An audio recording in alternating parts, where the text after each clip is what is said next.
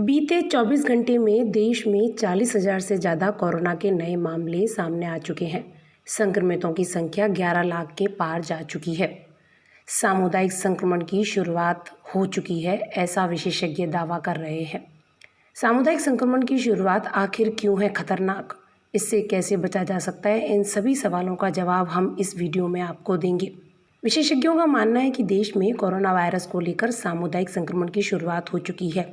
Indian medical association (IMA) ने स्पष्ट तौर पर कहा है कि भारत में बढ़ते मामले सामुदायिक संक्रमण का ही परिणाम है। आइए सबसे पहले अब हम आपको ये बताते हैं कि सामुदायिक संक्रमण क्या है। आसान शब्दों में इसे समझा जाए तो इसका अर्थ है कि जब महामारी समुदाय में इस कदर फैल जाए कि यह पता ही ना चले कि कौन किस वजह से संक्रमित हुआ है, तब उसे सामुदायिक संक्रमण कहते हैं। संक्रमित होने वाला मरीज किसी अन्य मरीज के संपर्क में आया था। जब यह पता लगाना नामुमकिन हो जाए तब यह स्थिति सामुदायिक संक्रमण की स्थिति होती है। इंडियन मेडिकल एसोसिएशन का कहना है कि हजारों केस रोजाना मिलना सामुदायिक संक्रमण का ही नतीजा है। सामुदायिक संक्रमण कोरोना के तीसरे चरण में आता है। कोरोना के 4 चरण होते हैं। आइए अब हम आपको बताते हैं कि इसमें कौन सा चरण सबसे ज़्यादा खतरनाक होता है। बात पहले चरण की करें तो इसमें वायरस कहाँ से फैला, इसकी जानकारी होती है। ट्रैवल हिस्ट्री का पता लगाकर इसे ज़्यादा लोगों में फैलने से रोका जा सकता है। दूसरे चरण में संक्रमित व्यक्ति से वायरस उसके परिवार या परिजनों तक पहुंच जाता है। ऐसे में कॉन्टैक्ट ट्रेसिंग बहुत ज़रूरी होती है। इस स्थिति में लॉकडाउन, कंटेनमेंट जोन बनाकर वायरस को फैलने से रोका जा सकता है। इसे स्थानीय संक्रमण के नाम से भी जाना जाता है।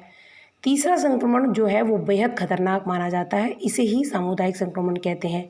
यह बेहद खतरनाक स्थिति होती है क्योंकि इसमें वायरस अचानक तेज़ी से फैलता है और इसका पता भी नहीं चल पाता है।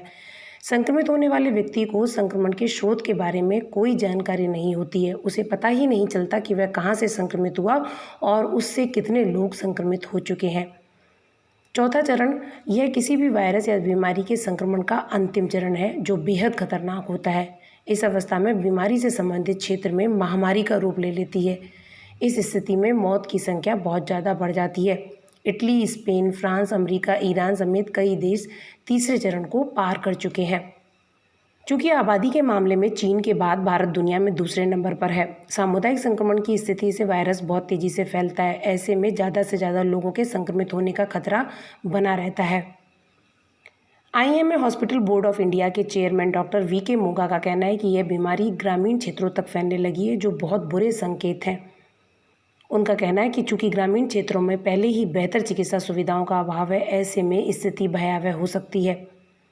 वहीं IIT भुवनेश्वर के एक अध्ययन में यह आशंका जताई गई है कि मानसून जो भी चल रहा है और सर्दियों में यह वायरस और तेज़ी से फैल सकता है।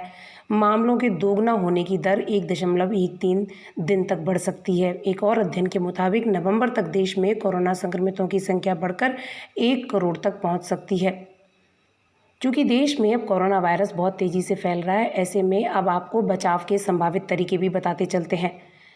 इसमें सबसे ज़्यादा ज़रूरी है सोशल डिस्टेंसिंग और मास्क पहनना। देश में बड़ी संख्या ऐसे संक्रमितों की है जिनमें लक्षण नहीं दिख रहे हैं। ऐसे में सोशल डिस्टेंसिंग का पालन करें।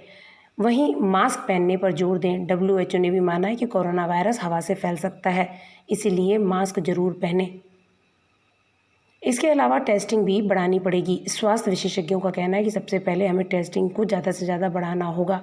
दक्षिण कोरिया ने यही कदम उठाकर इस महामारी पर नियंत्रण पाया था। व्यक्तिगत तौर पर हाथों को सैनिटाइज करते रहें। हाथों को बार बार साबुन से अच्छी तरह धोएं ताकि किसी भी तरीके का इन्फेक्शन फैलने की आशंका कम हो जाए।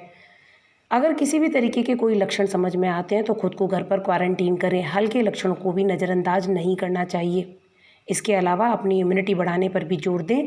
कई अध्ययनों में यह पुष्टि हो चुकी है कि अगर आपकी इम्यूनिटी अच्छी है तो आप कोरोना से लड़ सकते हैं।